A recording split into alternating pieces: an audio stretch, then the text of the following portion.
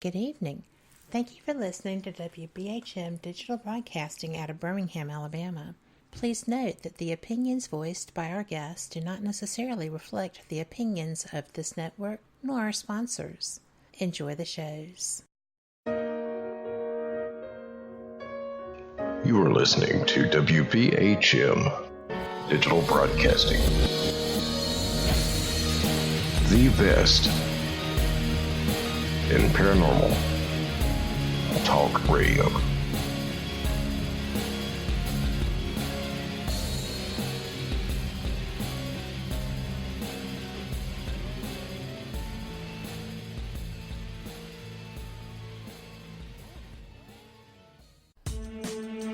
Reaching all the way back to 1948, Fate magazine has brought you reports of the strange and unknown, all of them true. Fate Radio is carrying on that tradition. Here is your host of Fate Radio, Kat Hobson.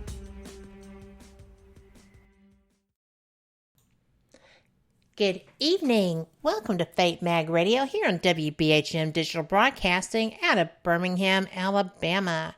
You can also hear us live on fatemag.net, www.fatemag.net.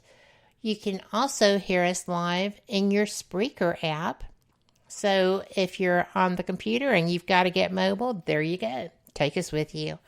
My name is Kat Hobson. I am the host of Fate Mag Radio, and I am so glad to be. Fate Mag, as you know, has been in publication since 1948. It is the longest continuously running anomalous topic magazine on the planet, if I am not mistaken. There's a new edition coming out, and if you don't have your subscription updated, go take care of that now because this new one is going to be astounding. So, that being said, I have a wonderful guest here for you tonight. His name is Pete Haviland, Peter James Haviland. He is a certified clinical hypnotist as well as a paranormal investigator, a private investigator. He is a parapsychologist.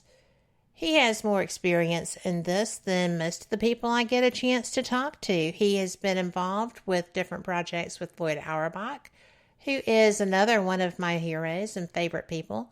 So I am excited about that. But before we get started, I have to say Happy Father's Day to every man out there. And you know what?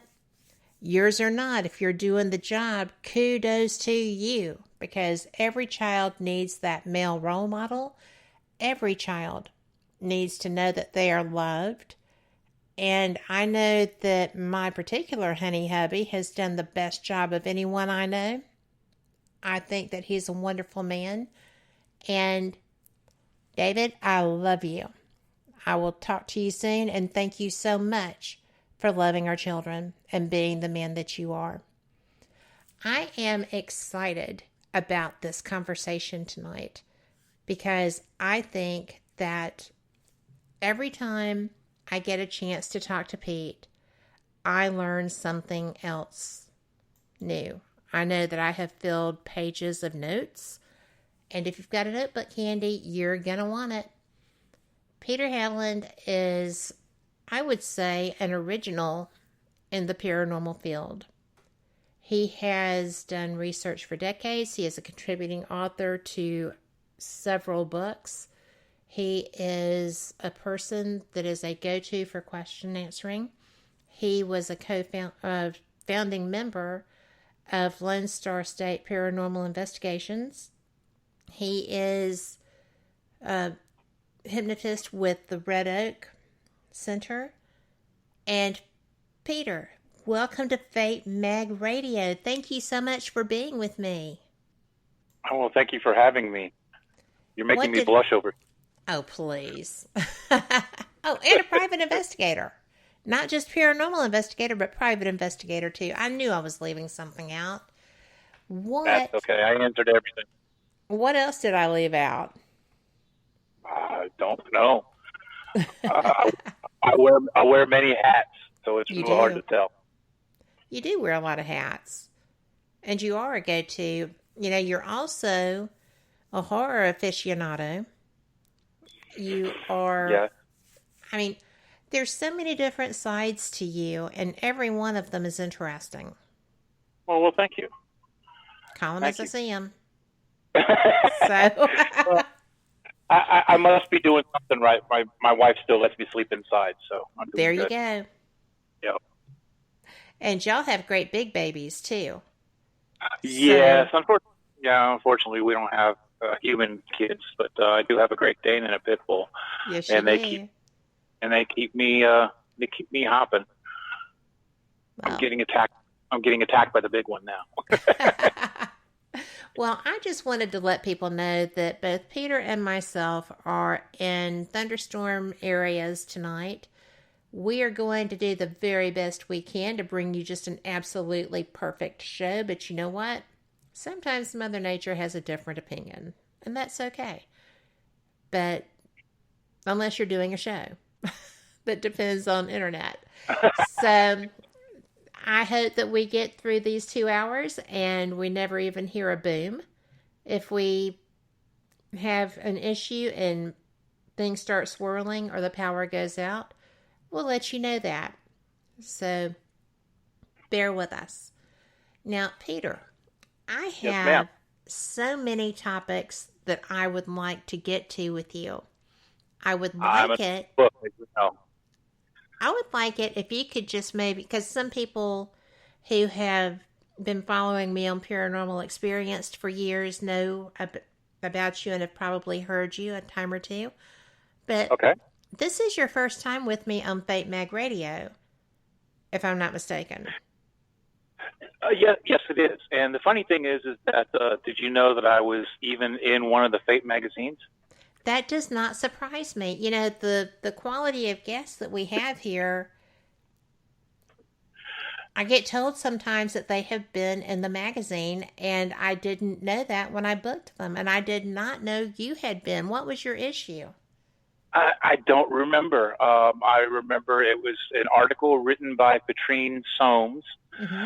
and it was about the ale house here in Houston. Mm-hmm. That's an And interesting place. yeah, oh, you know about it? Well, yeah. I mean, I've researched areas that you've been to. Oh, I'm scared now. Well, because you're Yeah. you're a good role model for a paranormal investigator. Well, I try. Yeah. Matter of fact, let's see. The ale house, they ended up tearing it down. I think it was in late 2000. It was haunted by a old sea captain and a young woman or older little girl. Her name was Maggie. Never got the name of the sea captain. Some of the stuff that was happening over there was that people would see the faucets turning on, female patrons on the second floor would get their butts pinched by the captain. Let's see. I have a picture on my website, I believe, at lsspi.org, of Maggie disappearing at the top of the stairs. That was rather interesting because I saw her on the top of the stairs. She came down.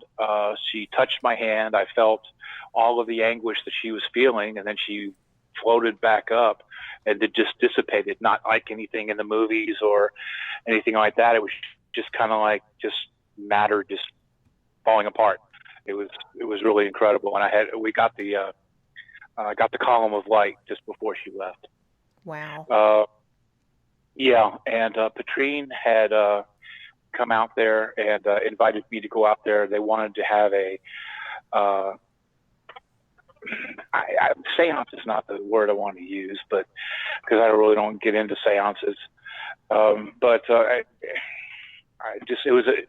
She's a medium, so I guess we did a contact, and I had seen a little boy in the mirror upstairs, and she was trying to clear the place before the place was taken down. After the many years that I worked there, the different mediums that I had brought out, I got little pieces about what happened to Maggie. And it seems like that the tie that I had gotten from her and the sea captain is that he, I want to say he kidnapped her, or she, and and kept her there, and he eventually ended up killing her. I had a couple of mediums tell me that her body was dumped in a body of water. They saw her.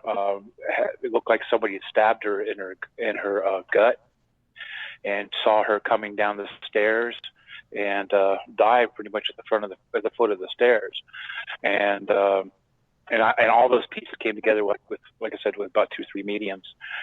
And I've heard here within the last few years that people see things over there. It's a parking lot now of a bookstore, but they see things over there sometimes. And it was a really cool place to be at. One time we were doing a pilot for a TV show, and we were there at 3 o'clock in the morning, and we heard a scream. It sounded like a woman was being accosted outside. We all ran outside to see what was going on. There was nobody there, and come to find out that scream was heard by many people that worked there over the years. Cause it was very loud. It was almost, it got everybody's attention. And like I said, it turned out that a lot of people heard the same thing over the years. They really don't know what or who it was. My thoughts was that it might have been the scream of Maggie getting stabbed. So yeah, that place was an icon. That was the most haunted place in Houston before it got taken down. And now the most haunted place in Houston is probably Spaghetti Warehouse, and that got taken down a few years ago from the hurricane. Yes. Last hurricane that came through. Yeah. Well, that was that hurricane was. Oh yeah, and the Spaghetti Warehouse was 3 levels. It was 3 levels, but they called one the basement. Of course, there's no basements here in Houston. Mm-hmm. So the first level was the basement where they'd store a lot of stuff, and the second level was what they would call the first level, and the third level was what they called the second level. And the water came all the way up to almost into the third level. Oh my gosh. Just buckled the place. And so they were thinking about trying to renovate it, but it's just too much money, so it's just kind of sitting there right now. And that was a shame. Sometimes you have to just let that go. Yeah. Yeah. There was a lot of stuff that happened there too over the years. People had seen what looked like a gentleman clutching his heart and falling down the stairs. There were waitresses getting tripped when they were bringing out their trays and losing large trays of food and drinks. There was a lady that was seen floating on the second story, third story, and they they claimed that that's the woman of the gentleman that lost his life in the elevator shaft. They claim that that's the lady that he was married to that's coming back to look for him.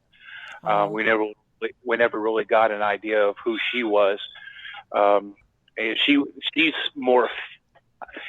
more felt as any time when we were there than she was seen.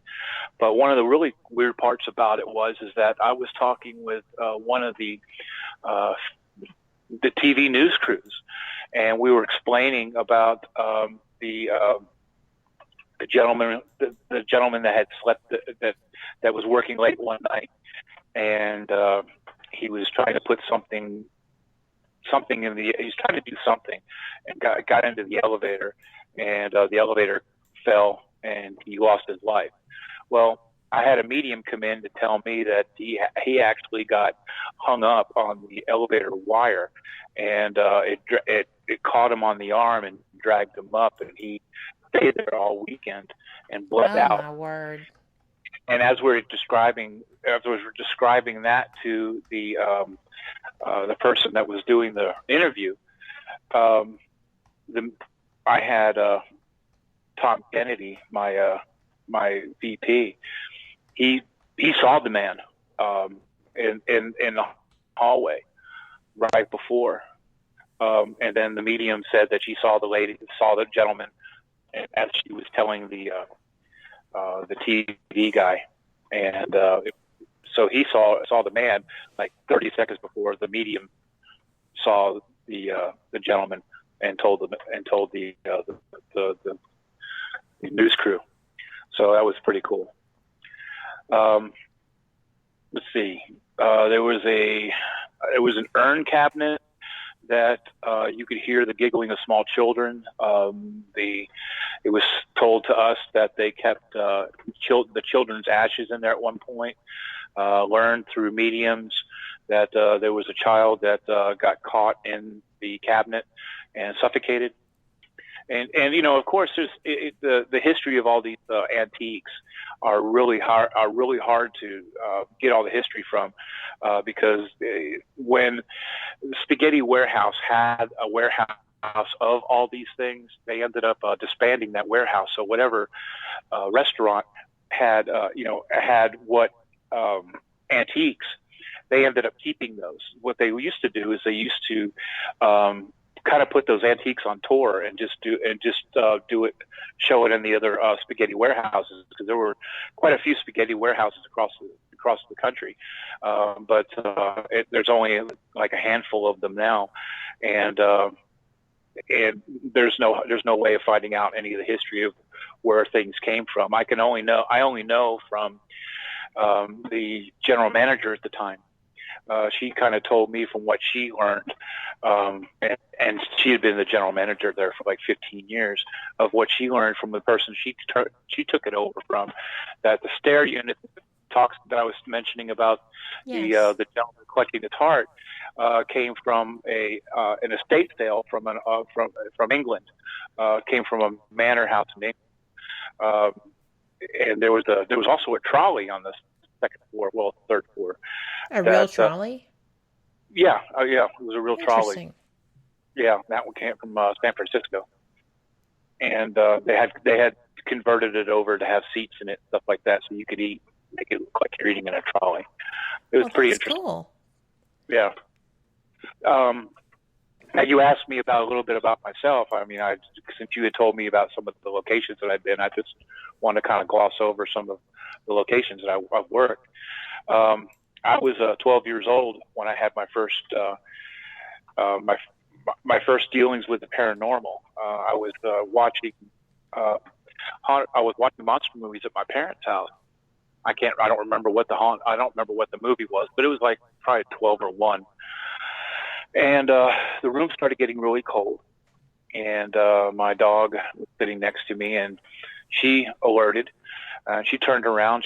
The hair on the back of her neck and back got really prickly, and she just kind of stood there. She started whimpering a little bit, and I turned around to see what she was looking at, and I saw my grandfather on the top of my parents' stairs, and which was cool, but he had passed the year before, and got up, walked over there, and I just watched him.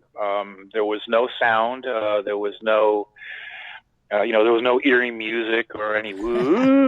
There was none of. Probably not with your grandpa. So. Yeah. That would have been a whole nother world. That would have been something totally different. But I mean, yeah, he just walked downstairs, and and there was no creaking on the stairs. There was nothing. He passed me, and I felt a little cold. I got goosebumps, but I mean, he was solid. Like I would look at somebody else, but he had color. It was like I was looking at him, and he just made a turn and went into the coat closet. I don't know why, but I went over there. I opened the door. I wasn't scared. I just opened the door, and of course he wasn't there. But there was a couple of these large medallions that he brought over from Italy that hung in two of the houses that he built in New York, and my mom has those to this day. And Are they religious medals? Religious medallions? Or... Well, I don't know what exactly to call them. They were really large. They were probably about maybe by about a foot wide. From what I was told, that they were old sewer covers, but they were very ornate. He brought them over. They're heavy metal, and he hung them in the house. They were beautiful, and it was at that time I just kind of figured that he walked towards those because those were his. Well, you know what? I'm going to have to stop you. I'm so sorry. But we're at a break, and we will be right back with Pete Haviland. Y'all come back. You are listening to WPHM Digital Broadcasting. The best in paranormal talk radio.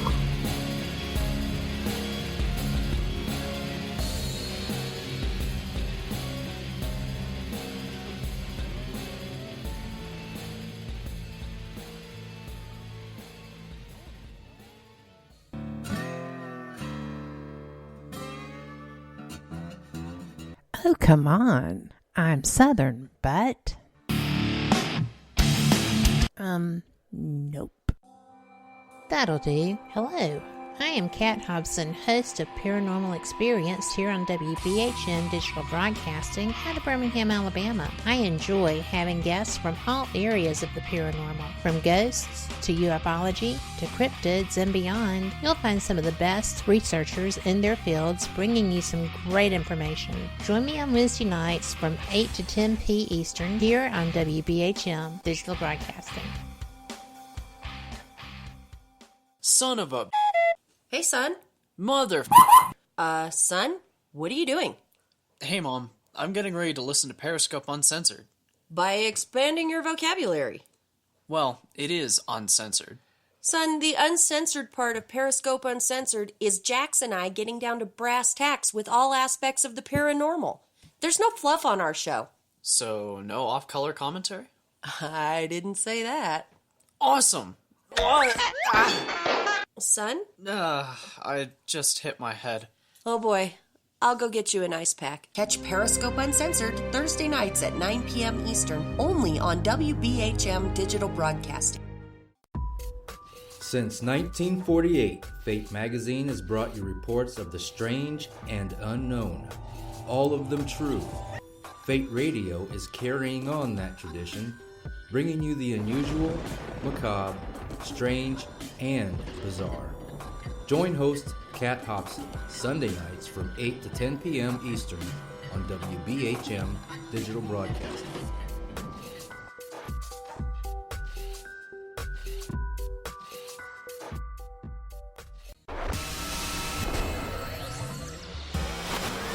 You are listening to WPHM Digital Broadcasting, Birmingham, Alabama.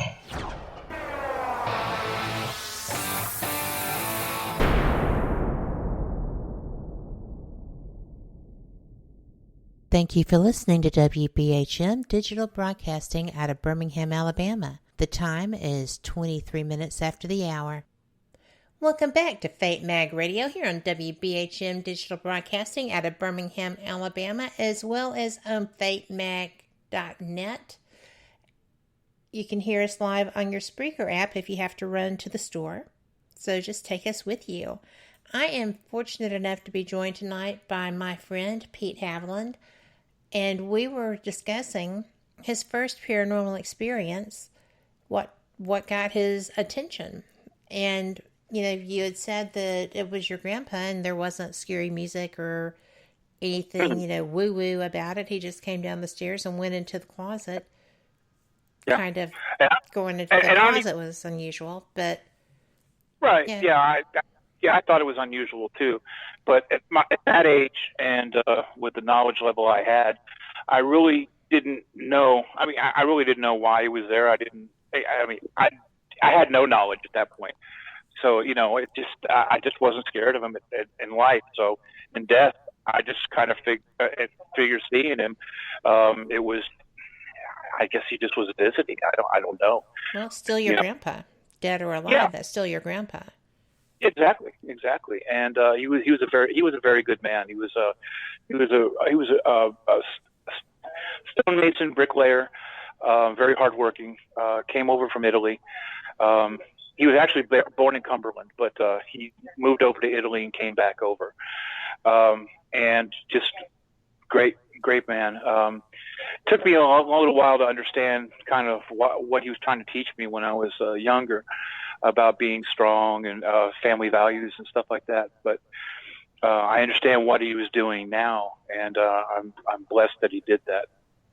I miss him every day. Yeah.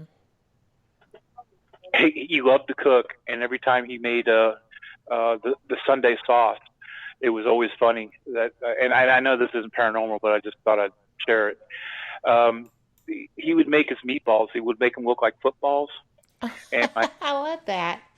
Yeah, and my grandmother was always walking up behind him, and she was always grabbing them and always, rolling them into balls.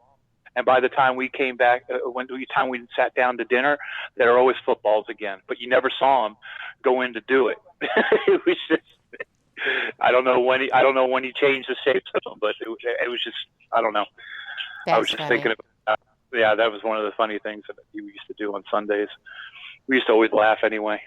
It was always the beauty about this being Fate Mag Radio is that it doesn't have to be paranormal.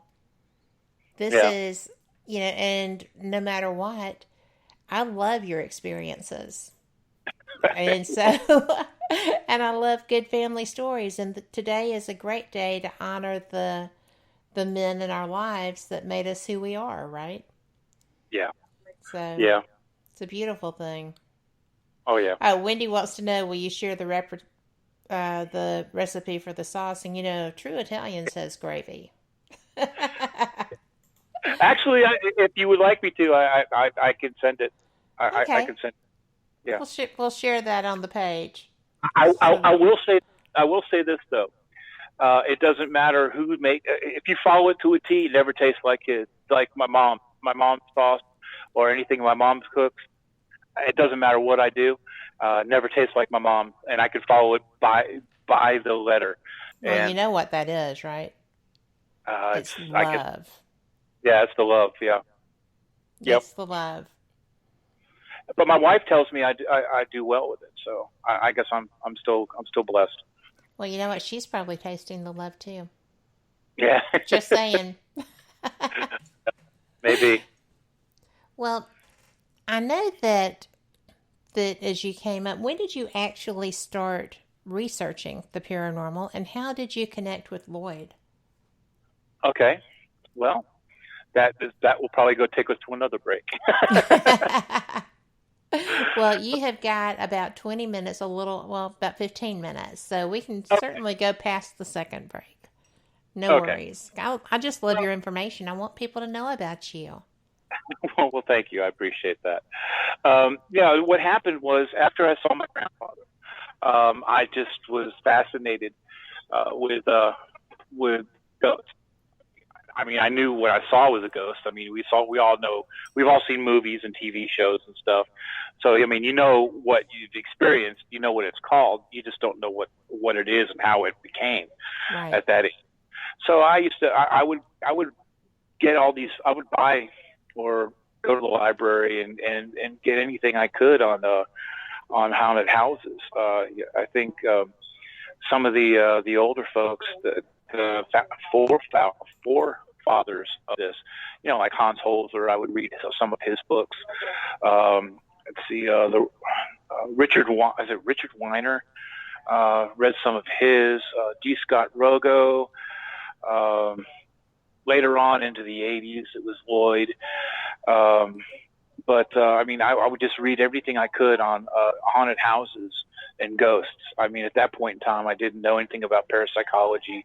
I didn't know anything about the science or anything like that. So it was just pretty much, just haunted stories and stuff. Got into junior high school. I mean, I would always walk around with a haunted house book. And I mean, I was known, for a long time, I was known as the Ghost Boy because I was always having a haunted house book. When I got older into high school, the Ghost Dude, Ghost Man, of course, weirdo. Weirdo and ghost nerd. I understand that. Totally understand that. No, you know how kids get. I do. I was real blessed, and I use the word blessed a lot because that's how I feel on some of the things I've experienced.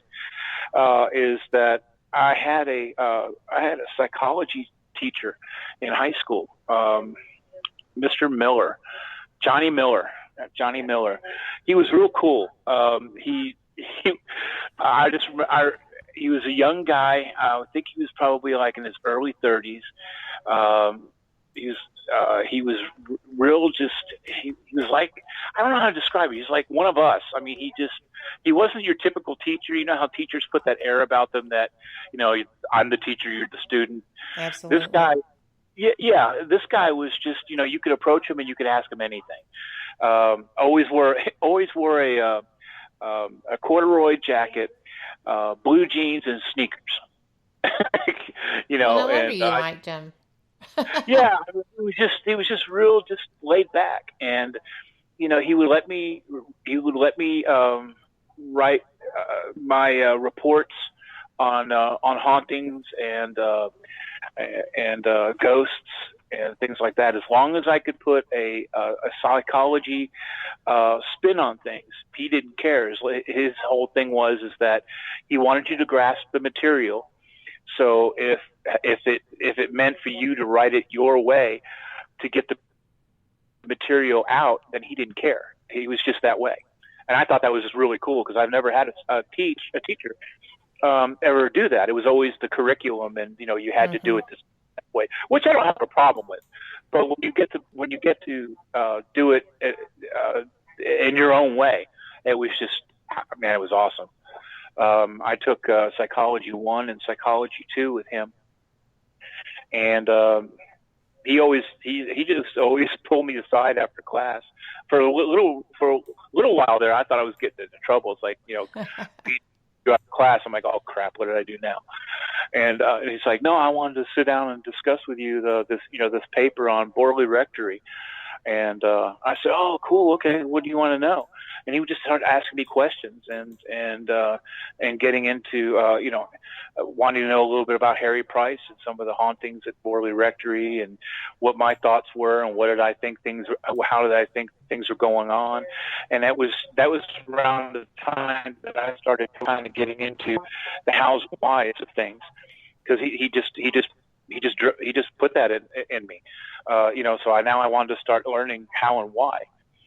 So I got into college. I had a prof that was about the same way, and let me write on parapsychology. I mean, I was able to bring it up a notch and get into parapsychology and get into the hows and whys and things, and that was so awesome. When I got out of college, I went to 2-year school, and but at the same time I was going to school, I was like 18, 19 is when I first had my experience with actually going to a house. I found out from a friend of mine about this lady that was experiencing the sounds of things dragging upstairs and like somebody moving things. And I approached her and I told her who I was, and I had said I heard that these things go on. I said I'm not a weirdo or anything. I said I'd like to try to try to see what what I could experience. Maybe we can learn something. And I told her straight up. I said, I can't make it stop. I don't know how to do that, but I can at least confirm what you're experiencing, so you don't feel like that you're losing your mind. And so I would go over there 2-3 times a week, and we would sit and we would talk, and we became pretty good friends. And one day, when I went over there, she started making me lunch, which was really nice of her. And we were sitting there, and I started hearing the sounds upstairs. And just before she started telling me the sounds, we started hearing the sounds. She was telling me that that she had to move because her daughter was coming down, and going to have her live with her daughter, because she was getting to the age that she was becoming forgetful and things.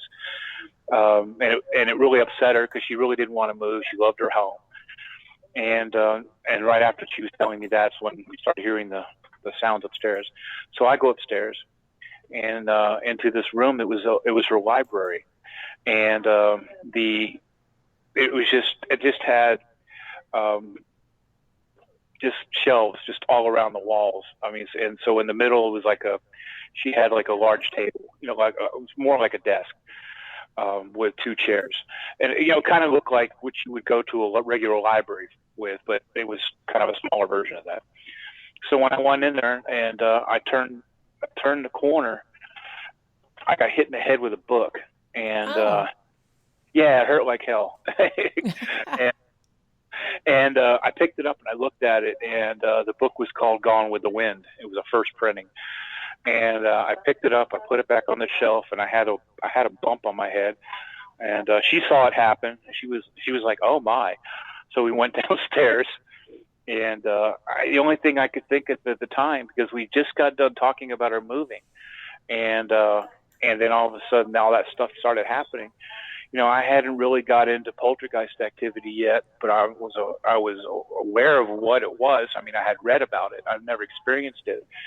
But knowing things that I'd known now, I was thinking maybe that, with her being so upset about leaving, maybe it was recurrent spontaneous psychokinesis or a poltergeist activity. I thought that it was her. It was, the title of the book, Gone with the Wind, meaning she was going to be leaving. I mean, that's what I thought. I wasn't trying to read anything else into it other than that.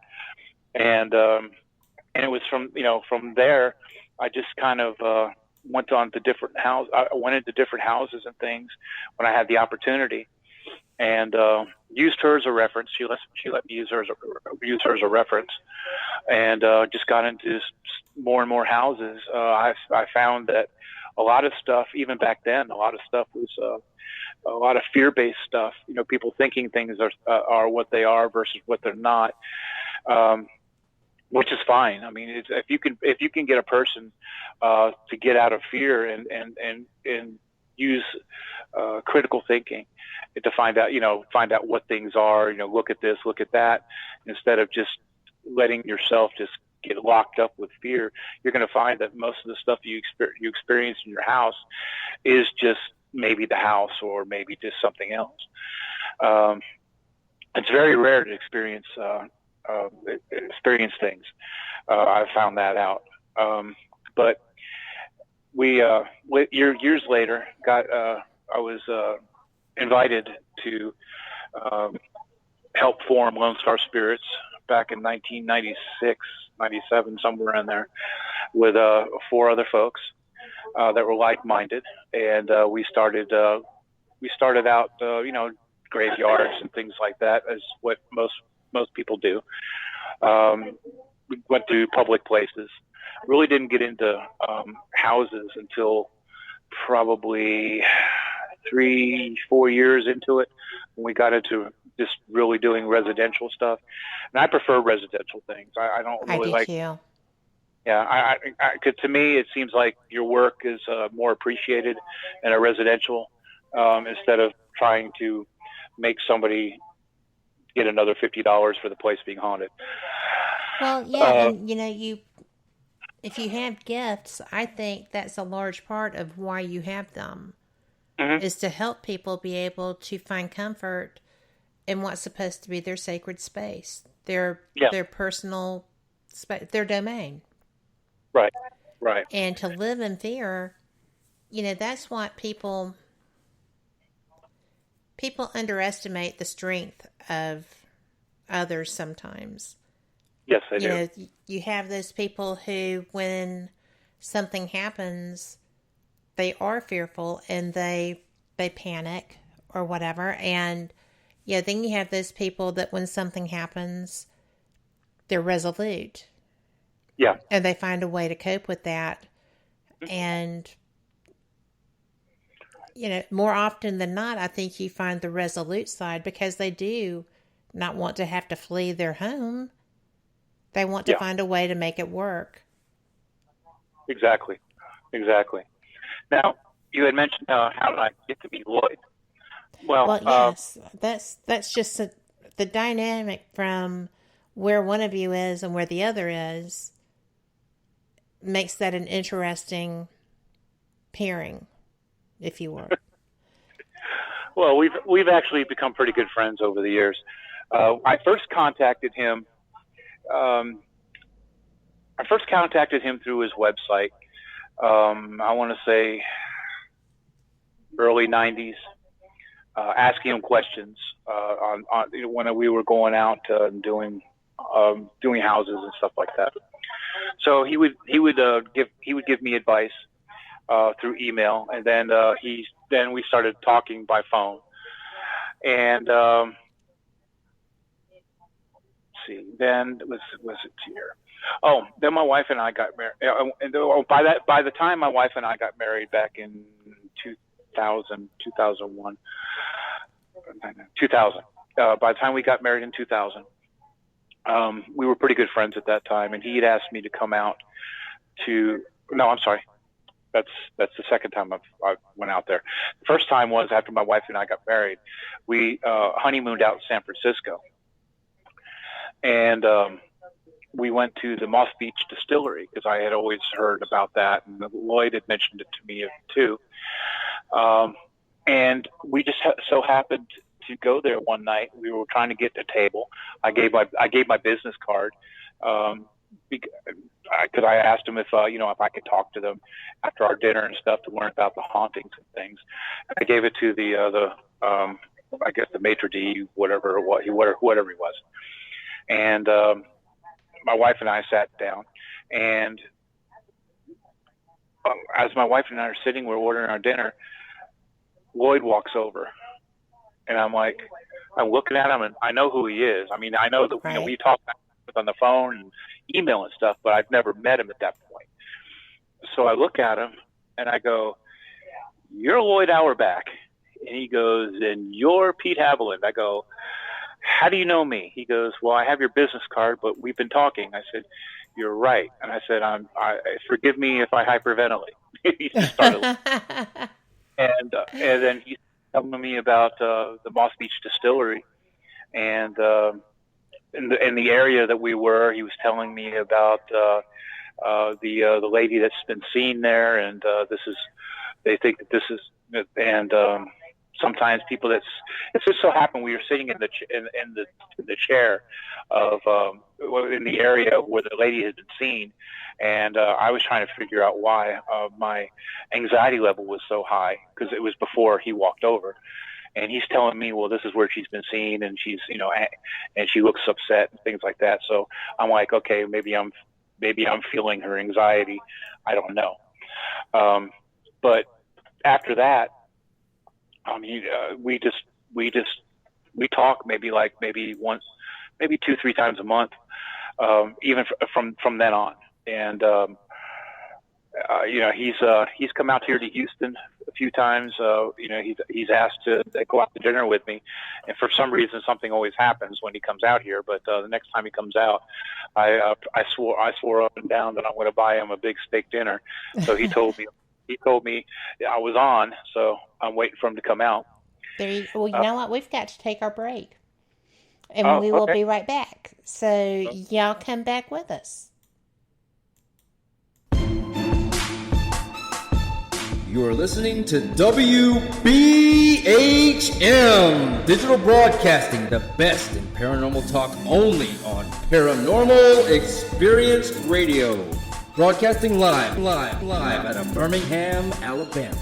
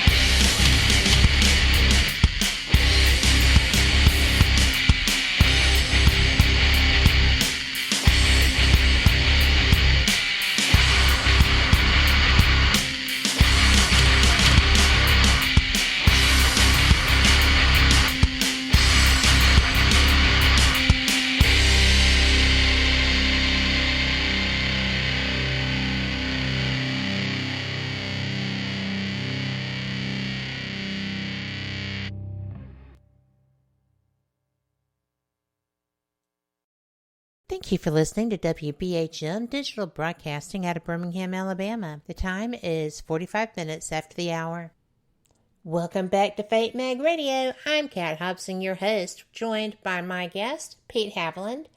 We are having a fantastic conversation, and I hope you've been enjoying it because I sure have. And it's interesting because Pete was sharing how he connected with Lloyd Auerbach, who is Professor Paranormal, literally.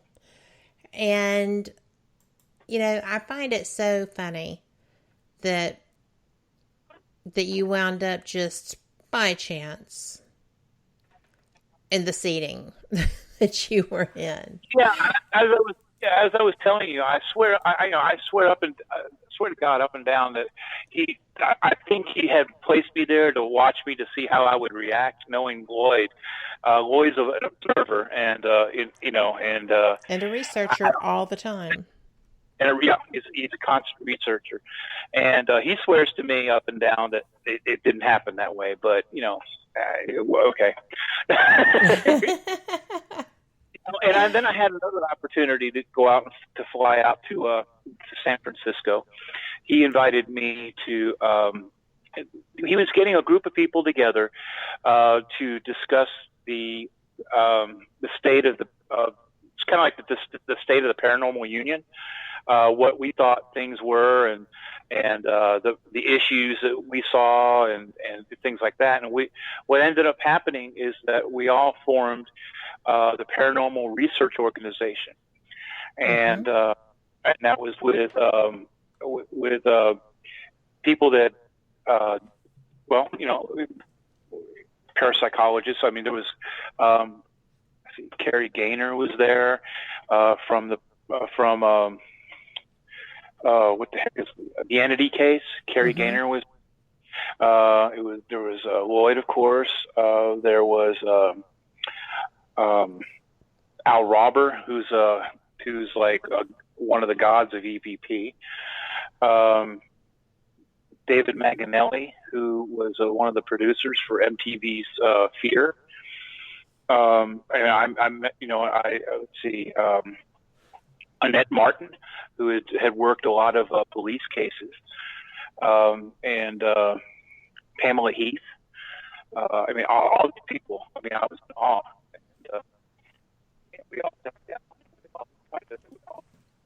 I think the storm is trying to get your audio I'm sorry. Can you hear There me you better are. now? You're back. Yes. Okay. So we all got together and we would all share cases and use each other for bounce questions off and things like that. It was awesome. The group is still around. I don't know if the website's still around, but the group is still around. Became real good friends with a lot of those folks through the years, and met Barry Taft, and I'm real good friends with Barry too, from the entity case. Mm-hmm. And I got Barry on speed dial too. I must be doing okay because they all of them still take my phone calls. So I had a chance to interview him recently. He is very, very interesting. Also, yes, Barry is a good guy. Yes.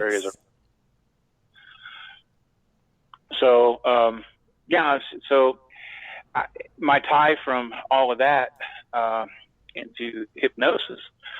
Well, I always wanted to.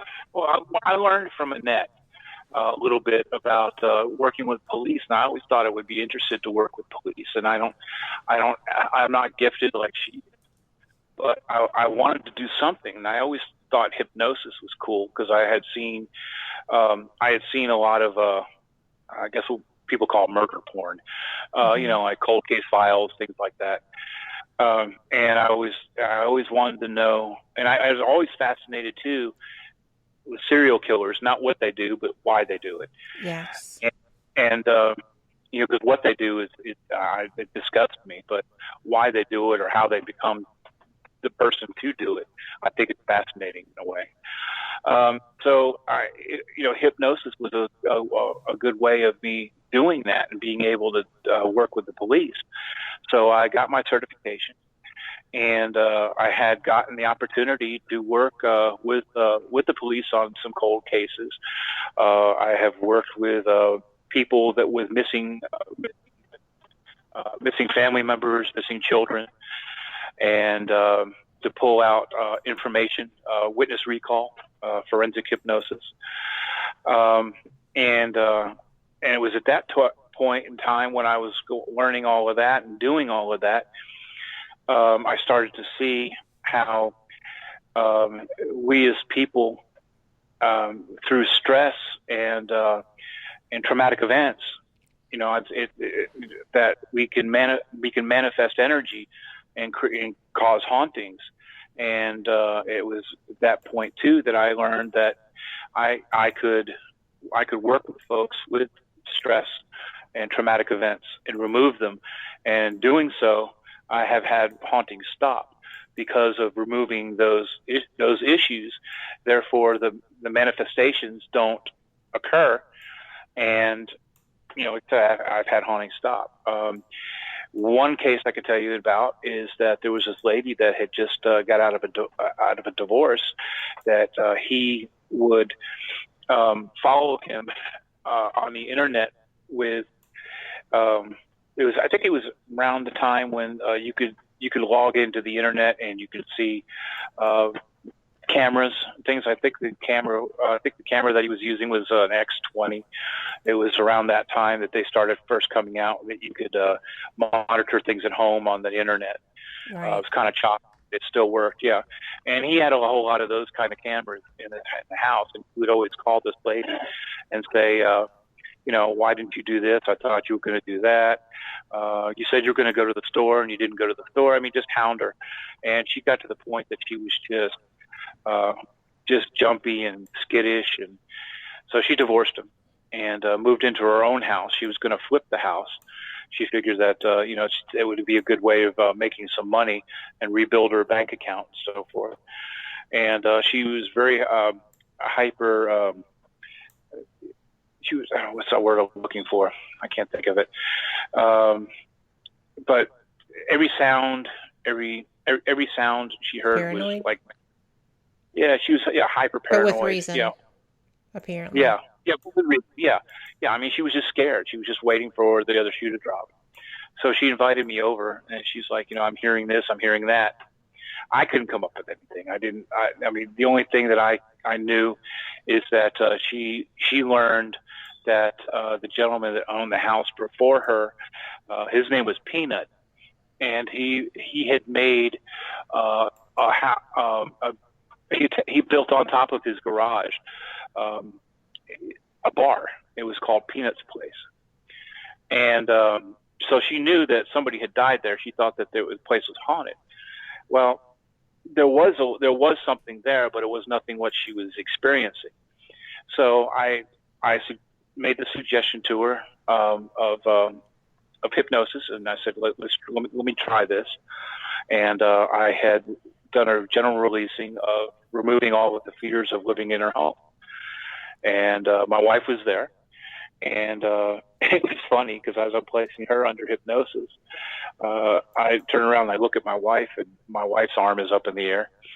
So, so you're really good at the hypnosis thing. yeah.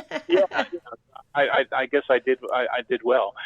And right after that, I mean, she wasn't as hypersensitive. That was the word I'm looking for. Yes. Anymore. And she lived well in the house. I mean, she flourished actually. The Peanut stuff, I mean, he never bothered anybody. He pretty much stayed upstairs, and he never bothered anybody upstairs either. And she was good with that. So yeah, I mean, that was my first case that I had actually worked with somebody on a haunting instead of having them come to my office and work there. And I've been doing it ever since. For the last 10, 12 years, poltergeist is what I do. It's my specialty, working with folks that have poltergeist activity. Well, because does it stem from them? Yeah, poltergeist activity is when we have traumatic events, or when we have issues that we haven't worked through with a counselor, just unresolved. And our subconscious mind will release that stress, because your body will release the stress somehow. Sometimes people get angry. They have, moods, fits, whatever. Some people, usually I've noticed a lot of it is a lot of the people that internalize, just take it in and just don't do anything, is the people that I've generally seen more of what poltergeist activity happens.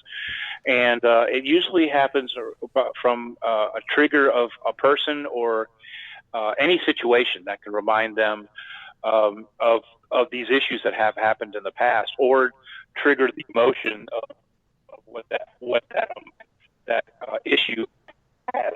If it's anger or depression or whatever, and your subconscious will release it into the atmosphere, and it will be just like a haunting. I mean, of any one of the senses. You could see something, hear something, smell something, taste something, feel something. Any one of our senses. And sometimes you can also physically manipulate things. That's the ones that sometimes you could, a plate flies across the room, or glasses, or cabinets open, things break. Yeah, exactly. Excuse me. And once you remove those issues, that stuff stops.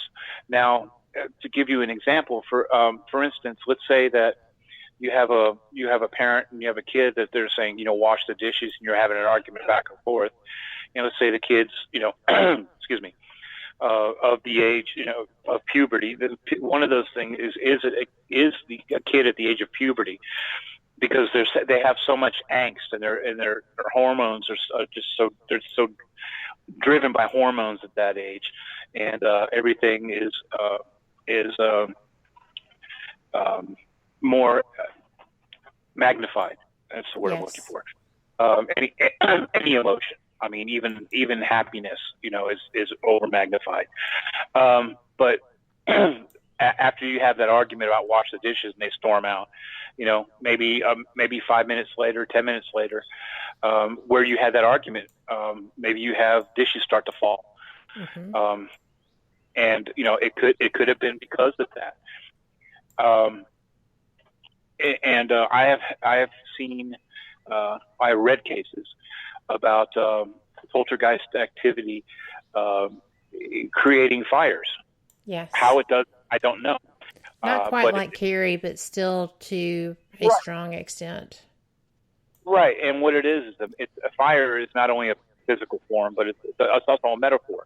It's anger, and so depending on where the fire is, for instance, if you just had some argument with your wife, or your wife's have or there's something going on, and if whatever's burning is hers, then you're angry at her for some reason. Now, there's also been water that has shown up in houses. That's depression or sadness. And again, because people when drown and they're sorry.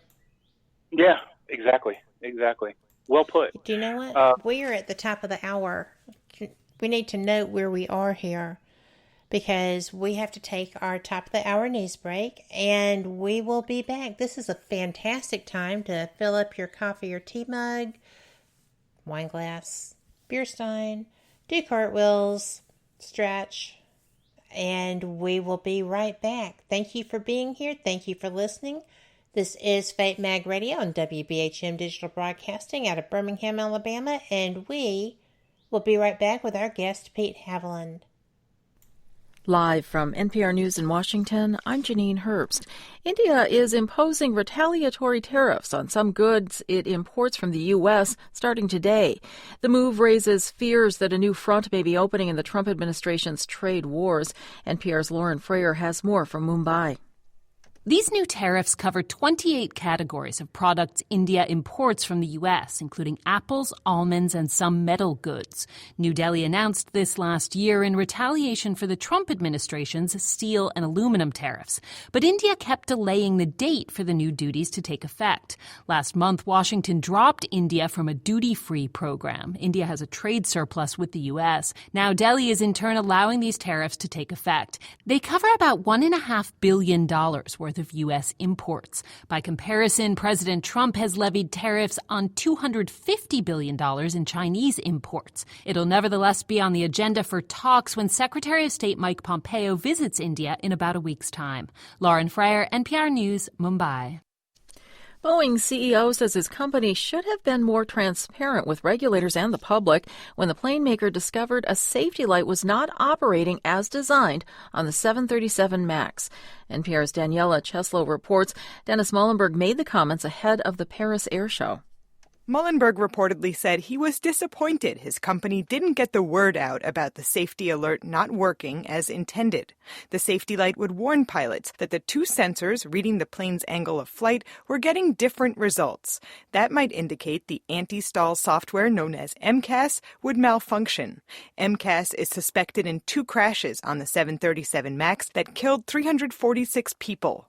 Boeing appears at the Paris Air Show as the MAX remains grounded worldwide. Southwest and American Airlines have removed the plane from their schedules through early September. The Federal Aviation Administration has not set a date for recertifying the plane. Daniela Cheslow, NPR News. Parts of Argentina, Paraguay, and Uruguay faced an electricity blackout today. Catherine Osborne reports authorities are now working to restore power. Early in the morning, the power went out for tens of millions of people in most of Argentina and parts of neighboring Paraguay and Uruguay. Subways stopped, hospitals switched over to generators, and electrical companies rushed to restore power.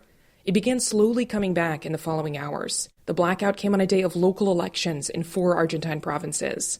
Argentine energy officials say it started when a major transmission line leaving the Yacyretá hydroelectric dam on Argentina's border with Paraguay went down. They said the exact cause is being investigated. Argentine President Mauricio Macri called the blackout unprecedented. For NPR News, I'm Catherine Osborne in Rio de Janeiro. And you're listening to NPR News from Washington. Just in time for Father's Day, some new insight is coming from a new poll by the University of Michigan that finds many dads say they face criticism and second-guessing about their parenting choices. NPR's Allison Aubrey has more. When it comes to parenting, choices over diet and nutrition and discipline styles are some of the top things dads say they're criticized over. Here's University of Michigan's Sarah Clark, co-director of the poll.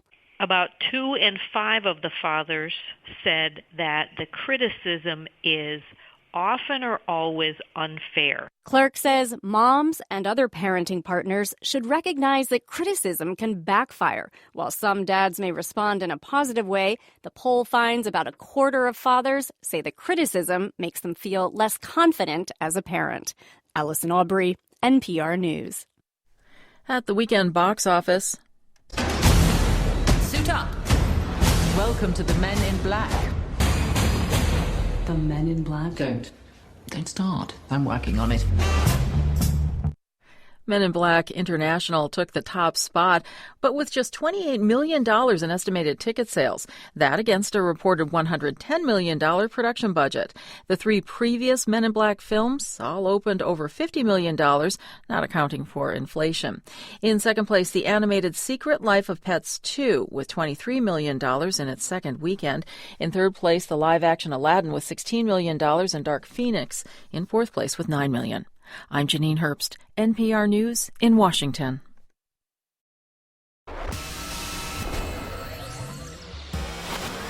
You are listening to WBHM Digital Broadcasting, Birmingham, Alabama.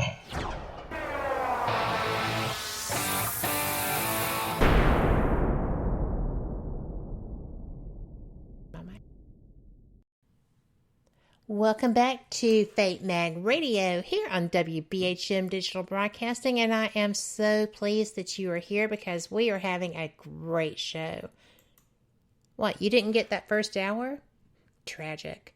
Just kidding, because you know what? We are available in archive, obviously on Spreaker, but also on iHeart, iTunes, Google Play, Apple Podcasts, Google Podcasts, Stitcher, Spotify, YouTube, Podbean, and all kinds of places. So there is no reason for you to not be able to go and find what we've been talking about. You can download the whole show also from the Spreaker app. So there you go. Nothing missed. And if you have comments or questions, please do go into the chat rooms. There's one on your Spreaker app. Just look under WBHM Digital Broadcasting. Or WBHM-DB. There's also a chat on our webpage, WBHM-DB.com. And there are other people in there. You can have conversations with them. You can ask questions. I do monitor the chat myself. If you've got a question for Pete, he's going to get you an answer. So go ahead and join us. Now, Peter, I am so sorry because I interrupted you. And you were talking about being able to recognize, the poltergeistic activity occurring relevant to what it was stemming from. Right.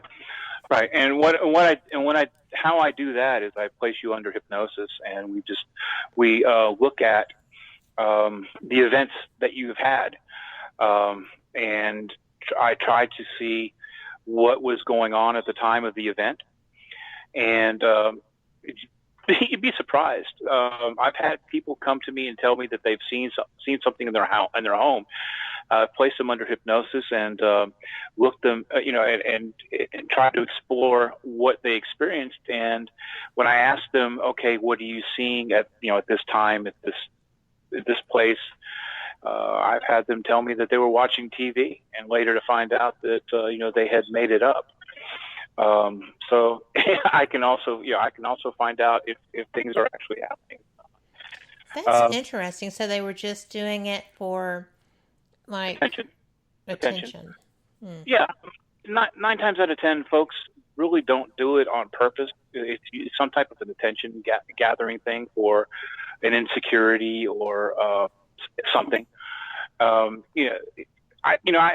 guess I'm just kind of gullible in that way, that I like to think the best of people, and the people don't normally, just try to do something just to mess with people.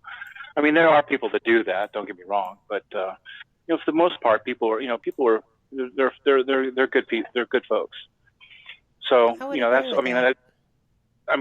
the attitude I have when I'm working with folks. It's also different too when I go into work at home.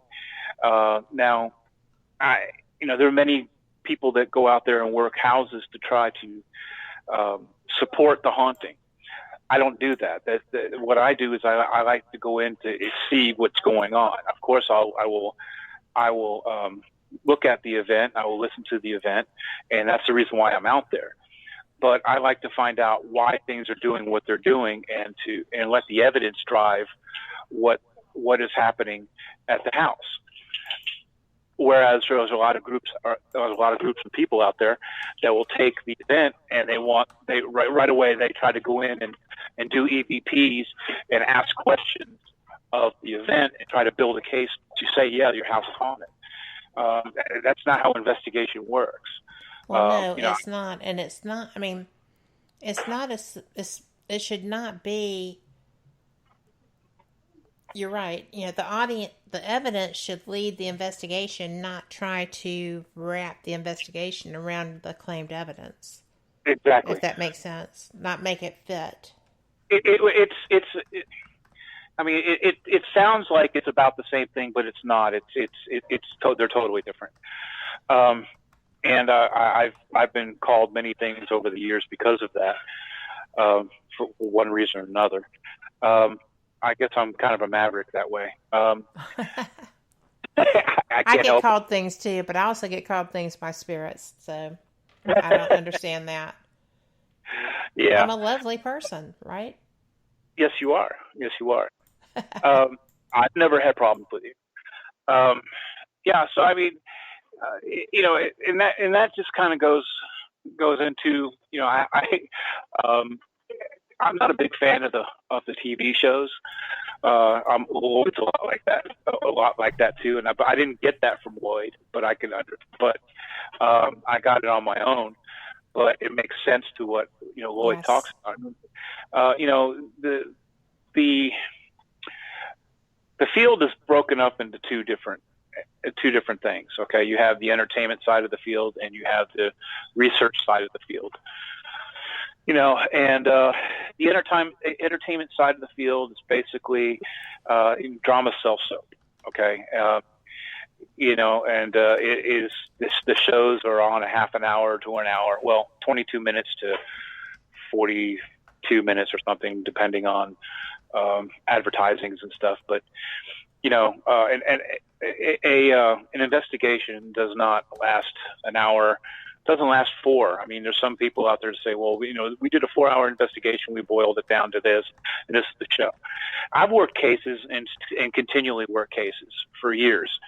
And it's not because I don't know what I'm doing. It's because I try to be as thorough as possible. And we also don't live at these houses 24. Exactly. Okay. And, I have moved into a house, for I think it was 2 weeks at one time when I was younger, because they were claiming a lot of stuff. And, I moved in and I still didn't experience anything for 2 weeks, but I know 2 weeks is not a year. I understand that. But at some point, you just got to leave the case open, and hopefully you catch it when you're there. And it's all what you can catch when you can. Some of the best evidence I've ever had, I've never had a camera. And that's even working in a house. I mean, you can't, even lighting a house up with all the cameras and stuff that we have now, I can guarantee you that, you're going to have evidence that happens behind the cameras or in a different area that you have not put a camera up. And that'll be your best evidence. I'm not saying you can't catch evidence by lighting a house up with all the cameras. I'm not saying that. I mean, I've seen some interesting stuff. But usually it's always the stuff that it's always things that you don't have a camera. I've seen things move. I've seen perfume bottles fall in front of me that had nothing, that everything was set. It was just because things just happened that way. I have seen masses. I have two FLIRs. One FLIR is a really old one. It's an old land camera, and it doesn't record, but you can see through it. It's black and white and all shades of gray. I think white is hot, black is cold, and then you get the shades of gray. And I've seen masses through that, but I mean, of course, I couldn't film anything with it. It wouldn't film. It wasn't built for that. But yeah, I've seen masses through that.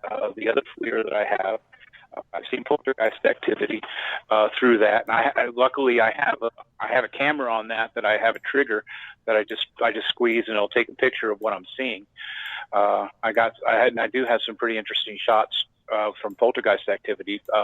Had one lady that was getting scratched, and I got a scratch on that FLIR, which was pretty interesting. I've never seen that. Yeah, I'll have to dig it up and send it to you. I would love that. Thanks. No problem.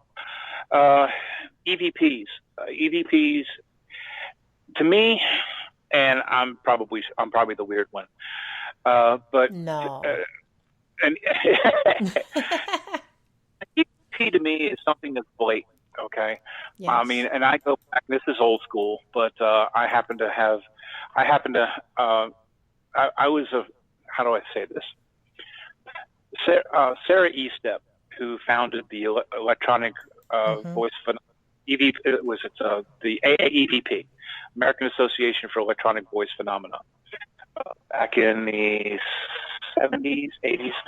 Anyway, she was my first grade teacher. I didn't find that out until I was doing.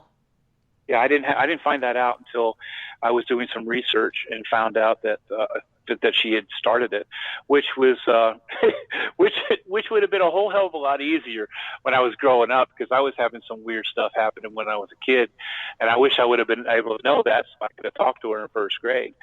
But but we hooked up later on, back in the late 80s, early 90s, and she was so happy that I was doing what I was doing. She was a giddy, because I was number one. I was the only student that had ever contacted her after all of her teachings, and secondly, being in the same field she was, she just loved it, and I did too. I mean, I learned so much from her, but I also heard her EVPs, and I have a lot of her reel-to-reel tapes that I was sent by her. Oh, yeah, sent by her daughter, and I even have her old reel-to-reel player that she did all of her study on. That was sent to me. I have her I have her old TIAC reel-to-reel. And you want to talk about some history there? That's some history there. I'm looking at the box. TIAC was brilliant anyway. Yes. And but her EVPs, I mean, she would record either with TIAC when she did sessions, or she had a shoebox recorder. And Point Lookout, Maryland, she did a lot of work out there. And I have heard her EVPs that they're just almost like somebody is standing next to you. So, and I know that's rare. I understand that. But it's when people start trying to clean these and try to get something out of it, and use verbal cues of what they think that they have, and they say, "Hey, does it sound like Bob goes to the store?" Well, when you've got a verbal cue, when you give a person a verbal cue, now your ear is tuned to listen to Bob. Absolutely. Bob, and so that session right there, or that piece of evidence, that's flushed because it's now tainted because it's tainted, and the way to do that is, hey, what do you hear on this? Tell me what you hear, and then they tell you if it agrees with you. Then ask a few other people to see if it agrees with you, agrees with what you think it is. But but the minute you tell a person, you're not doing anything but just have them verifying what you think it is versus what it is. Well, now, I find that true also with the photos that people pass around wanting to.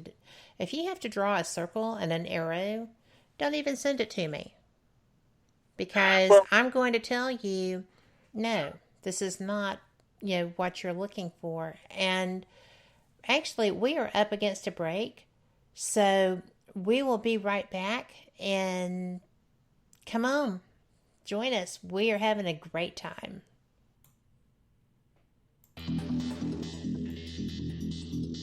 Several U.S. presidents are on record talking about the UFO mystery. Yeah, Presidents Jimmy Carter, Ronald Reagan both had UFO sightings of their own, but the current presidential campaign might be the first in which UFO disclosure has been championed by a major party candidate. DIA, CIA, it moves around, is operating a program to train psychic spies to spy and use their powers against Russia. John Ronson writes about this in The Men Who Stare at Goats. The first known sighting of a ghost took place right after Abraham Lincoln was assassinated in the late 1860s during the administration of Ulysses Grant.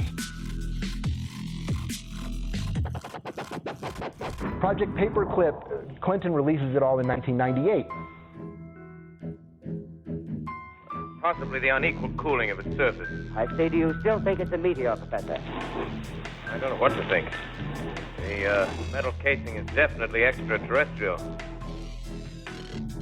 It's a place where UFO hunters and scientists gather to examine paranormal activity in the region. Some of the documents, this is bringing Nazi scientists into the United States to work here. So we fought against the Nazis, and it's not, this again is not a revelation. As early as 1947, 1946, we knew some of this, right? On the paranormal, will we see U.S. President Barack Obama's foreign policy go intergalactic in a quest for gold stolen by aliens? We'll tell you at least how the White House responded to claims the chief executive has been teleporting to Mars. But let's get to today's Capitol account.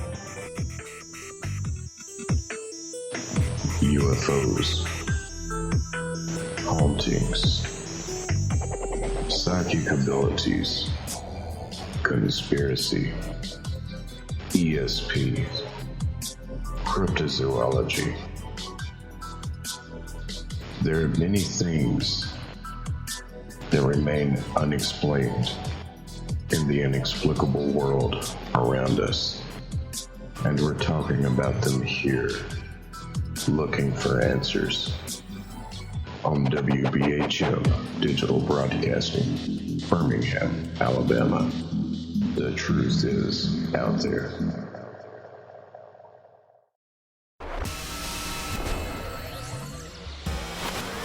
You are listening to WBHM Digital Broadcasting, Birmingham, Alabama.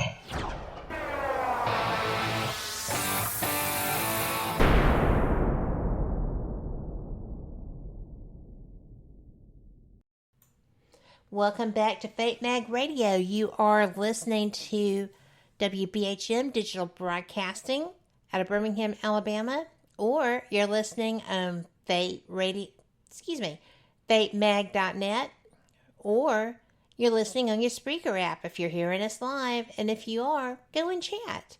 We would love to see your questions, have your comments.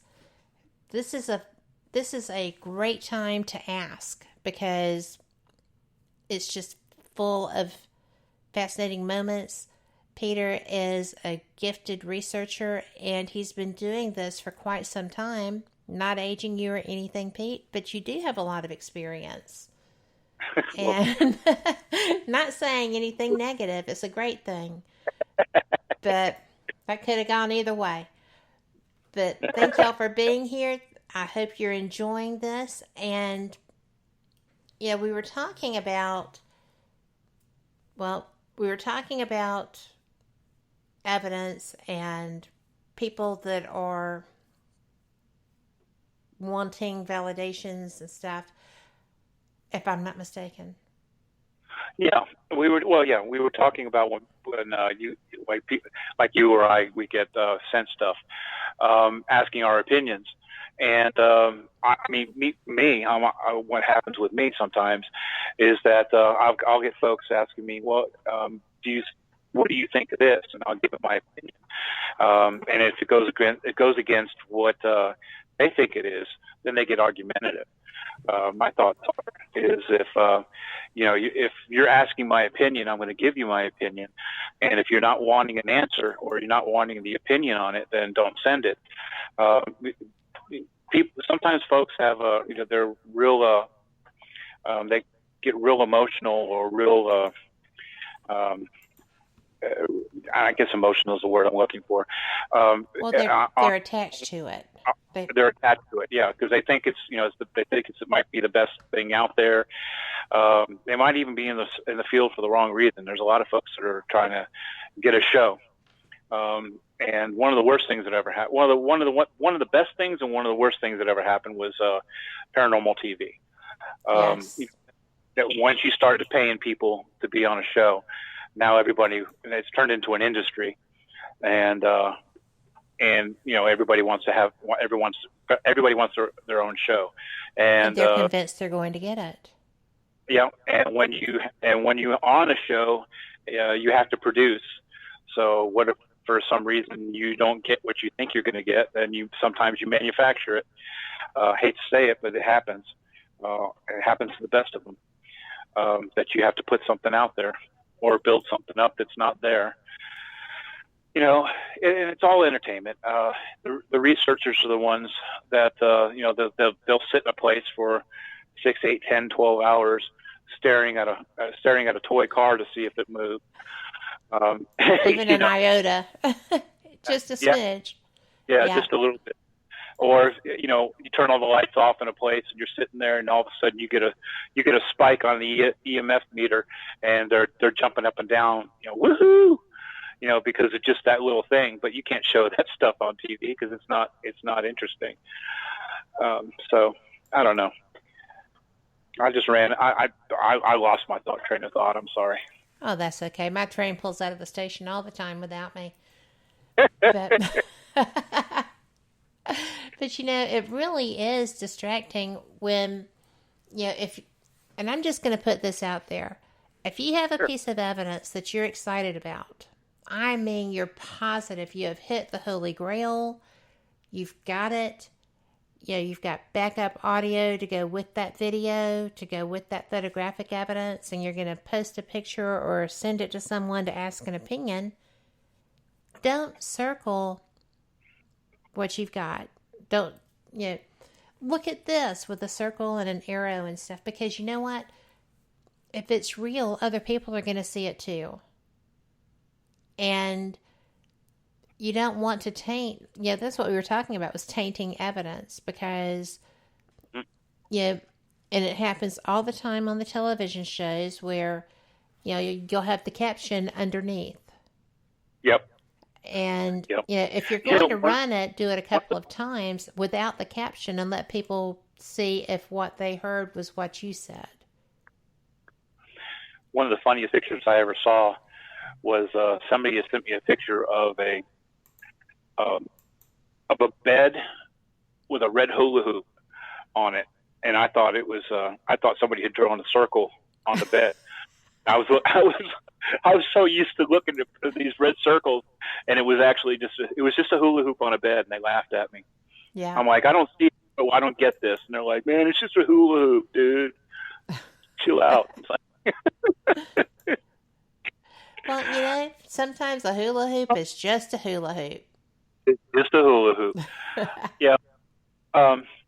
Pareidolia is a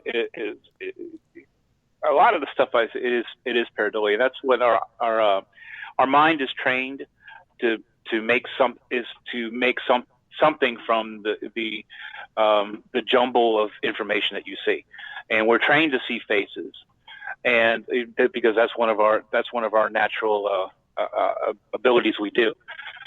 So when you tend to look at these things, and smoke is one. When you look at a tree and a forest with branches and stuff, your mind is looking to make sense of a chaos. And some people see faces and smoke. You could see Jesus Christ if you wanted to see it in any of the trees, but that doesn't mean that's what it is. And when you try to explain that to folks too, they swear up and down of what it is, and they swear that they think that's what it is. And a lot of it has to do too with what you are placing your thoughts or your beliefs or your impressions or into what you're seeing, what's going on with you at the time. If you're having some issues and you kind of identify with something your eyes are seeing and your mind is telling you what you think you see. So what I always suggest is that when you get that stuff and you think you see it, I always put it away for a week and look at it again and see if you still see it. And then if you still see it, turn it upside down and see if you still see it, and to look at it different ways and still see if you see it. And if you still see it, then I would ask somebody to look at it and see if they see it, but you just hand it to them like you do with EVPs. What do you make?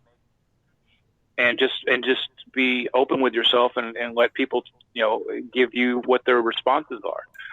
The minute you shut down from hearing what other people's opinions are of it, then maybe you shouldn't be doing it.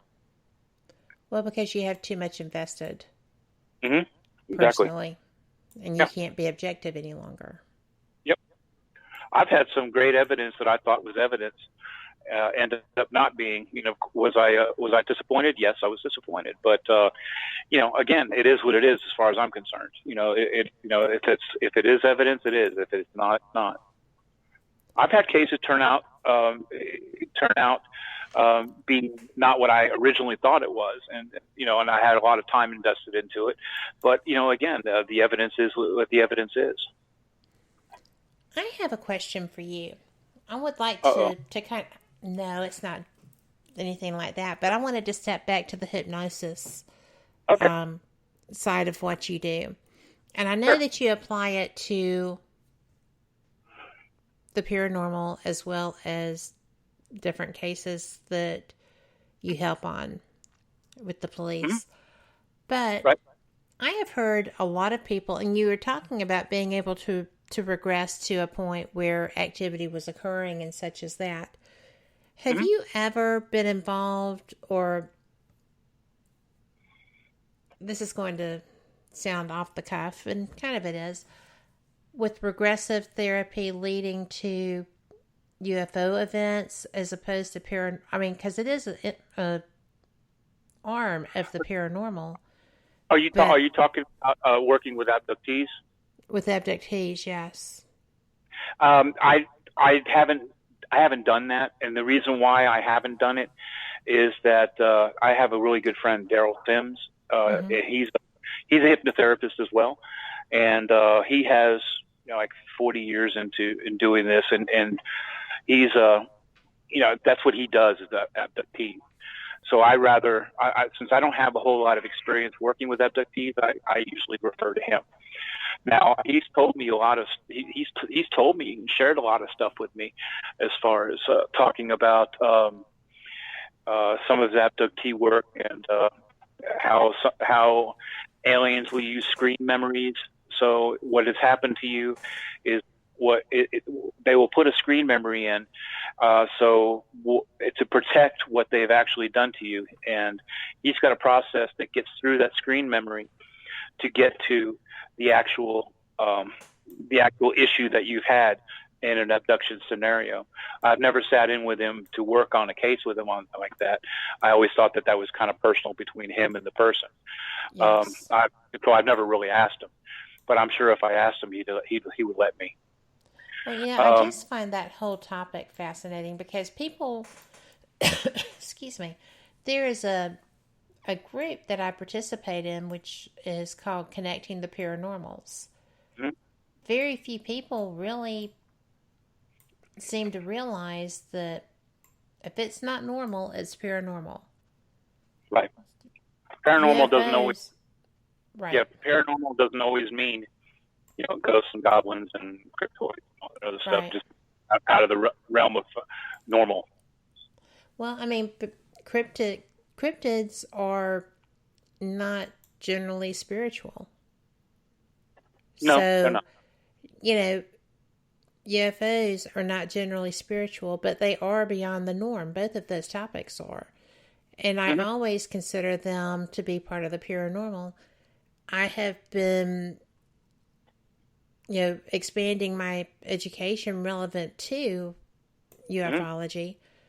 And it's amazing to me the different experiences that people have. And I had just always wondered if people that were into paranormal research and you're one of the few people I know personally who does the hypnosis relevant to paranormal experiences and psychokinesis, or telekinesis. But, it's the same thing. But, isn't it? Close. Not really. It's kind of close. Yeah. But you're the only person I know personally who does that. So that's why I was just curious as to whether you applied that to other areas. No. I have never done it with UFOs, but Daryl's got some really interesting stuff. I mean, as far as he's got implants, I've seen implants.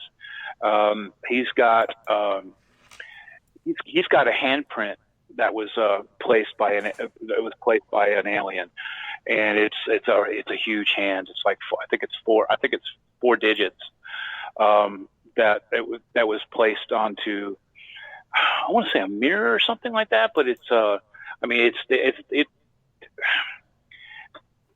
weirdest thing I've ever seen. He also has one of the Texas blue dogs, or people call them chupacabras, I guess, in his freezer. That was a trip to see in his freezer.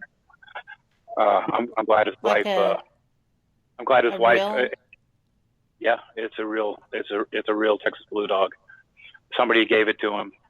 They found it on the side of the road, and I think the guy even might have hid it. I'm not really too sure, but yeah, he's got it in his freezer. Wow. Yeah, and he's been working on DNA for that. He's also worked with a lot of DNA for some of these alien stuff. He's got some really cool pictures too of UFOs, alien spacecraft. One picture, you can see 2 or 3 aliens in it and what looks like a Bigfoot in it. Get out. No, I'm serious. Wow. You ought to call him for an interview. I will. Yeah. But mainly I want to finish talking about you. But I will. I was trying to get you to diss me. But, well, I just find it, one of the things I find fascinating about you is that what you do relevant to poltergeistic experiences, it's so unusual. Who else besides you is doing this kind of work and helping people to clear their psyche so that they're able to cope with their realities? I don't know. To be honest with you, I never really asked. I've never heard of anyone else doing it besides you. I just do what I do. I think it's brilliant. Well, thank you.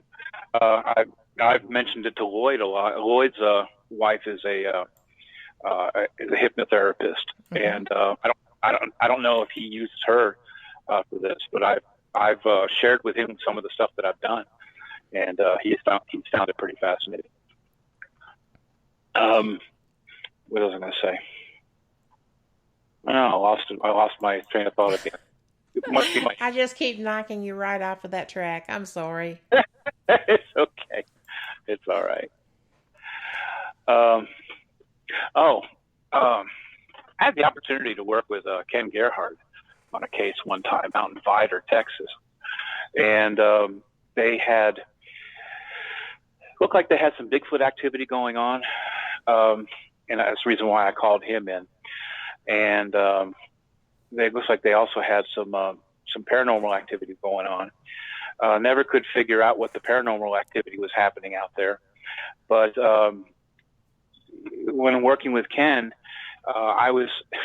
he did some tree knocking out there, and we heard responses out in the distance. And I heard a scream or a yell that just made my skin crawl. And that Ken really trips me out because he heard something in the woods, and he took off running through the woods. And I'm Ken Gerhardt, yeah. But yeah, I mean, running toward it. Yes. See, that would not be me. Yeah. And taking off, I'm going, what the hell are you going to do if you come up against it? He goes, I don't know. And he's gone. I'm like, oh my God, I'm going to have to drag his body out of that place. He's a wild man. Ken's a wild. So you have to be to do that particular field. Yeah. Yeah, but I'll tell you though, there was also a smell out there. Once you smell it, I think there was something out there that night. Well, you're obviously getting responses. You had the audible experience, and then you had the smell. I would venture to say you're right. Yeah, and I don't know how people, the folks that go out there look for it. I don't know. Maybe I'm just a scaredy cat, but you're not a scaredy cat. I know that, but it's just having a healthy respect for things that can harm you. Yeah, some 7, 8 foot tall, 9 foot tall. You're looking for it. Okay, so you're in front of it. What are you going to do? I'm just going to die. I'll just have to fall over. At that point, there's not a whole heck of a lot I can do at that point, other than wave at it. Well, I understand from the people that do this. I don't get it. I would love to participate on an expedition to experience that, but I would like to be not that person that runs like a banshee through the woods chasing it, because I don't think that would end well. But I would love the experience itself, just to be able to say, I did see this, or I was able to document this, or, in some fashion.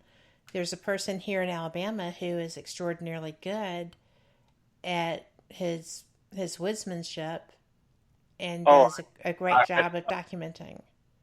I know who you're talking about. I can't think of his name at the moment. His name is Jonathan Odom, and he is Alabama Paranormal and Bigfoot. He's a very nice smart. Guy. Yes, he is, but he's out there sometimes by himself, and I'm just like, I have seen something that looked like a bipedal Bigfoot in his videos that he did not know was there when he filmed it. And I sat there and thought, what if that thing had come charging towards you, as opposed to trying to just hide behind the tree and wait you out, and then got up and left? What do you do? And he said, well, I have great footage that somebody will find. So he didn't really say that, but that's what I took it as. But I didn't say that, actually. But that being said, we're up against our final break. I am having so much fun with you, and y'all come back. This has been awesome, and it's going to be just closing even better. Bring your questions. Thank y'all, and we'll be right back. You are listening to WBHM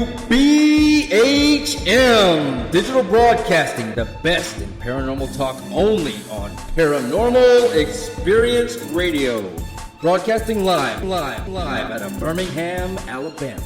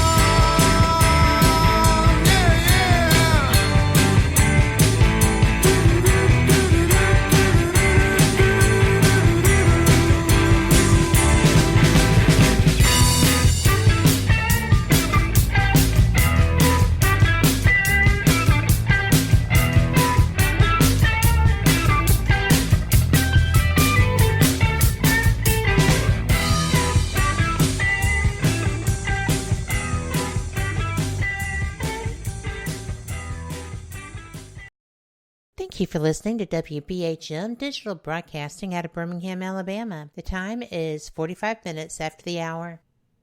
Welcome back. You are listening to Fate Mag Radio here on WBHM Digital Broadcasting out of Birmingham, Alabama. Or maybe you're on fatemag.net. Or maybe you're on your Spreaker app. Wherever you're listening, we sure do appreciate you. And I want you all to know that you will be able to hear our archives all over the internet, starting with iHeartRadio, iTunes, Apple Podcasts, YouTube, Spotify, Stitcher, all kinds of places. But we're going to get to this final segment because I have been enjoying my guest, Peter James Haviland. And Pete, thank you so much for being here. We have covered an awful lot of interesting topics, and I appreciate you. Well, thank you. I'm glad to be here. Well, we were talking about Bigfoot, and we were talking about not running after them, screaming into the forest. Yeah, I just can't understand people that do that. I mean, I mean, don't get me wrong. There's been people. There's people that have been in this study for decades, and I don't, and they know what they're doing. I'm just talking my personal thoughts. I couldn't do it. I just couldn't do it. We were talking about David Paulides also, and some of the reasons he came up with people missing in forests is Bigfoot attacks. I think he was talking about one case. I can't remember the exact case. That there was a witness that had seen a large creature walking on 2 feet carrying a child off, and it's rumored that that they eat them. Oh my! And, yeah, it's horrible. There's and also I've heard alien abduction out in the woods too, not from him, but that's a possibility too. They find people they find people all the time where people normally aren't at. Wasn't there not too long ago? Wasn't there a skier that ended up being found across country in the same clothes? I believe so. Yes. And didn't know how they got there. And they were gone for what, 3 days? They were missing for 3 days. Days, yeah. And nobody knows how they got there, who brought them there or whatever. And I don't think that they really remember how they got there themselves. Well, again, seeded memories. Yeah, that's scary. It's scary. And but one of the things you had mentioned to me about some of the other stuff that I do, I also on top of working, casework and stuff that we've talked about, I do work with people with PTSD and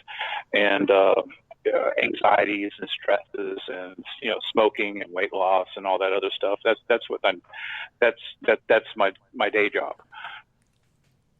Well, it's a pretty good day job. It is when you can get it. Nice work if you can get it, right? Well, but people need help with all of those things. That's when I first realized that you were actually a hypnotherapist, a few years ago.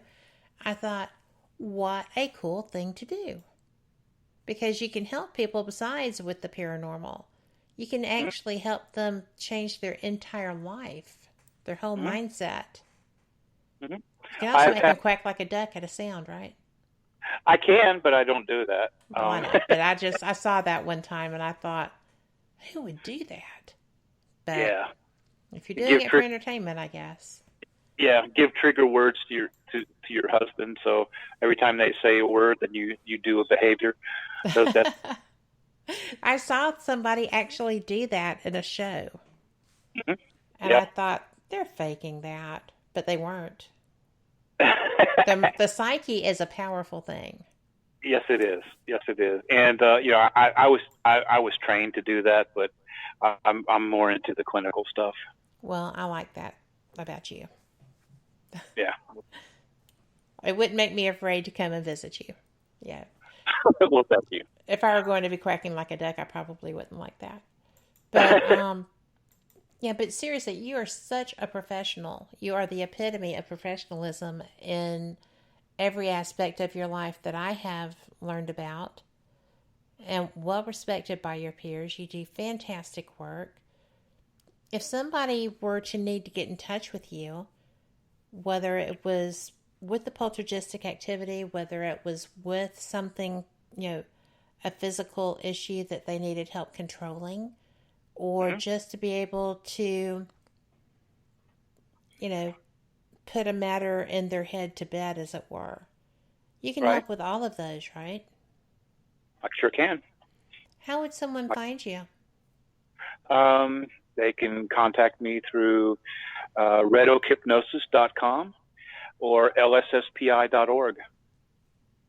The redoakhypnosis.com, by the way, that's a beautiful logo. Oh, well, thank you. But that's a separate entity business, right? I mean, yes. That is you. No, that's me. Yes. Yeah. So I just think what you do is fascinating. I think that if you were to tell someone, not that you would suggest maybe, or just offer an idea, but if someone were contemplating getting into the paranormal, doing the legwork and the studies to be able to educate themselves to become a parapsychologist, I know that Lloyd does that through his educational programs. Right. Are there any others that you would suggest? I mean, I know Lloyd is the go-to and probably my favorite as well. But are there other places in the U.S. or UK where you can study these topics?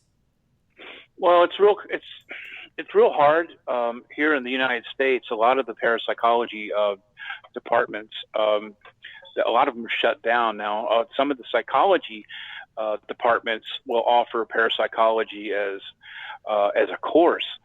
In Europe, they have more of the colleges and parapsychology offered out there now. It's mainly because there's really not a whole lot of money. In the States, the colleges are driven by money, really. True that. And that's not a bad. I mean, it's not a bad thing. It's just you have to pay your bills. Absolutely, and your educators. Yeah, and right, but Europe has a different mindset, and they will offer it as curriculum. Now, I would study anything with psychology, behavioral psychology, know how the mind works, know what we do, know why we do it, and then you can always branch out from there and offer that as a beginning to getting into what the studies are. Now, you can always look at the Rhine Center. They have many cases, many abstracts. The and American, that is RHINE. Yes. The Rhine Center. Right. That is from the Rhines, who came from what was it? I forget what college it was, but they opened up their center, and that's based strictly on parapsychology. American Society for Psychical Research, they have a great library. The Parapsychology Institute, Dr. Nichols runs that out of Florida, and he does some teaching out of that as well. And let's see, you can always get into the Society for Psychical Research in England, the Ghost Club. Join any of those, and you have a wealth of knowledge in a library that you can just learn. Parapsychology has been around since 150 years, 160 years, and there's many cases. There's many abstracts. There's many experiments done by doctors and psychologists, and behavioral psychologists, and scientists, and a lot of the issue is that modern science today, if you cannot replicate it in a lab, they look at it as it's junk science. You're dealing with people, and you're dealing with situations. A lot of the stuff you just can't call it up, and you just can't replicate it, because it has to be different. It has to be the right place, right time stuff. But that doesn't, but if you look at the people that have done a lot of the studies, I mean, like, Dr. Charles Tartt's been doing this forever. It's one person I can think of. I mean, and there's a lot of other folks that I know. I just can't bring their name. I just can't call their names at the moment. I mean, just learn from the people that did it. You don't know where you're going if you don't know where you've been. So you always have to go back and look at, who are the forefathers. Learn what they did. Learn from them, the good and the bad, and move forward with it. Because you can learn what not to do every bit as well as you can learn what to do. Exactly, and you're still learning something. Yes. Because saying that one of these people on the TV are the people to look at. It's not the case. No, it's not. It's not. I agree with that. Does that answer your question?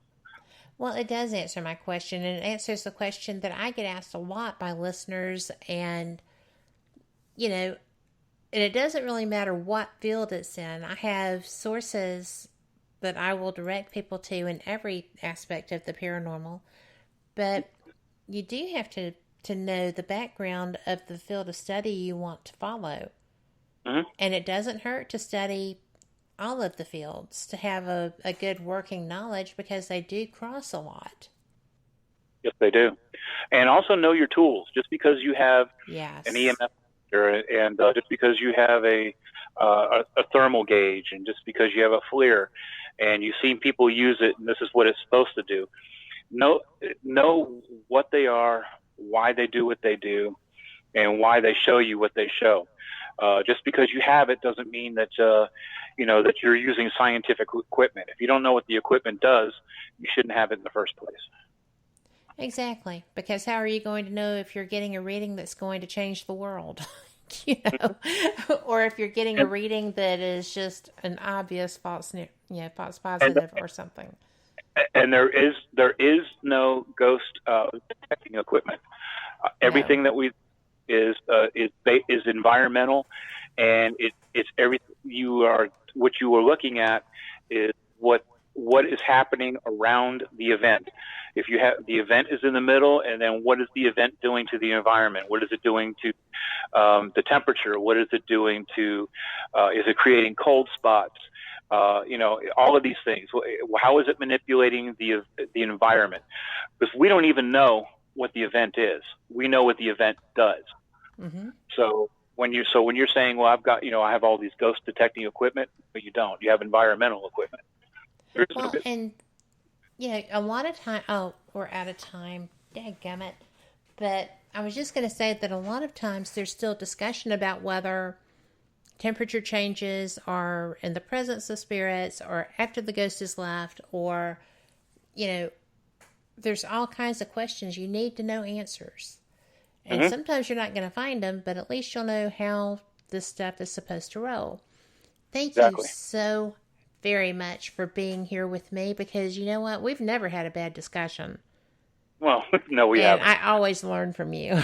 And I appreciate that, because goodness knows, you need to learn from people who have been in this field for a good long time, who have a good sound basis of knowledge, and who are not hesitant to share that, and that describes you. So, well, thank you. Get it. Thank you for having me on. Thanks for being here. And that being said, we are so out of time. I am just really glad that you were able to be here with us, and I hope that you enjoyed learning from Pete Haviland. We will be back Monday, Denise will be back with the Paranormal Pride. And I'm so glad to welcome her back. She's been terribly ill. It's going to be great to have her. Wednesday, we are having a best of because I was supposed to be traveling Wednesday and my plans have altered. But we're still going to have a best of, and you're going to love it because y'all picked it out. So enjoy your night. And you know what?